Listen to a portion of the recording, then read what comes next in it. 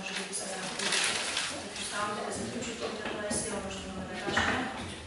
Но очевидно дека е добро да повториме некои работи, да подсетиме на некои нешта, заради тоа што како да не се чини дека некои работи поминале така и земјата и не биле важни.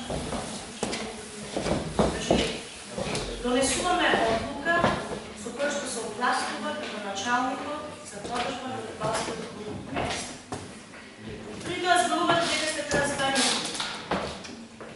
За која транспарентност зборуваме кога ние понудите ги затвараме во рамка 12.9.2014.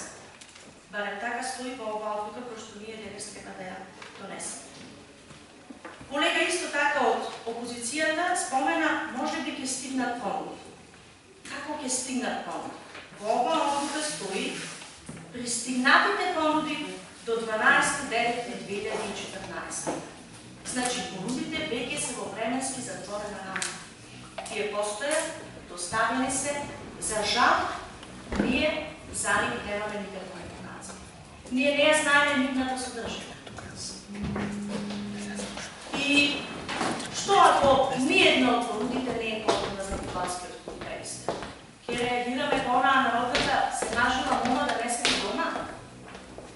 Значи, понекогаш ќе се очекате, со очекувањето не значи дека е подобно за заинтересираната страна, во случајот најпрво за фудбалскиот клуб Елиста, меѓутоа и за сите граѓани.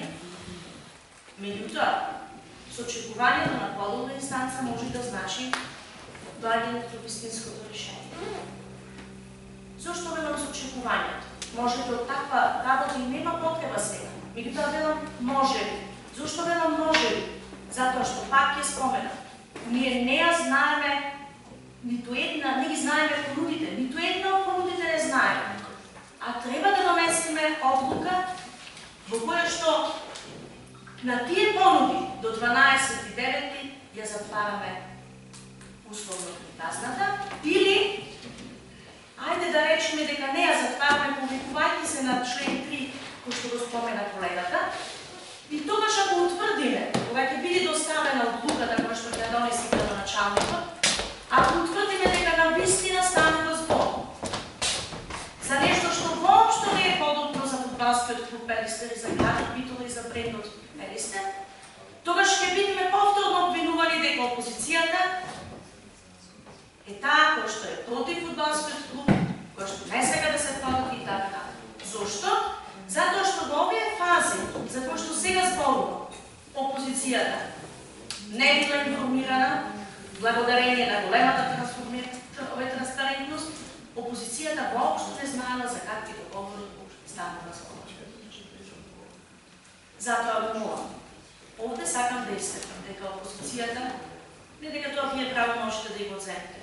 Свесни за правото дека токму на некоја наредна седница, која ќе треба да го толкува членот 3 и да реагира по него, односно да се изјасни согласно на што го дава членот 3. Ќе делува и ќе гласа онака како што ќе имаме нашите заклучоци согласно материјалите што тогаш ќе ги добиеме. За жал, тогаш ќе ги добиеме. Значи, го молам, станува збор за некои дури правно неиздржани моменти. Ако ние сме имале по некои нови услови, или ако ние сме имале можности за секакви алтернативни понуди, тогаш тоа требало да биде објавено, јасно дадено до знаење, со барабани, да кажам, обзнането пред јавност, за да ние зборуваме за оптимално извлекување на реални можности за решавање на проблеми. Затоа ве молам да не ги извлекуваме на вода.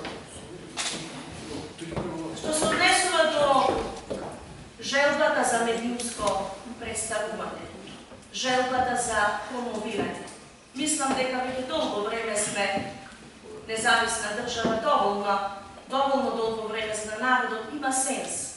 И веќе има изоштрености за тоа кој како делува, за тоа кој какви намери има. И тоа е добро. Затоа што може би токму така, на вистина, оние кои што излекуваат само за да бидат видени и за да кажат нешто и за да пошетаат со општината на Пелистер, испитуват граѓаните и